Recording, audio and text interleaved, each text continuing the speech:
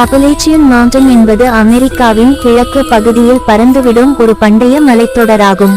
இங்கு பல கதைகள் அடங்கிய வரலாறுகள் மற்றும் மீற முடியாத மர்மங்களும் நிறைந்துள்ளன. இது 2000 மைல்கள் நாட்காட்டில் பரப்பளவில் பறந்து காணப்படுகிறது.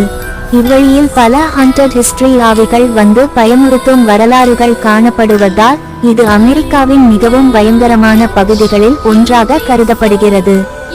அப்பலேச்சியன் மலை பயங்கர வரலாறு. தமிழ் விளக்கம். அப்பலேச்சியன் மலை பகுதி செரோகி பழங்குடியினர் வாழ்ந்த இடம் ஆகும். அவர்கள் பல யுத்தங்களிலும் கொல்லப்பட்டதால் அவர்களின் ஆவிகள் இப்பகுதியில் நிச்சயமாக உள்ளனவென்று பலர் நம்புகிறார்கள்.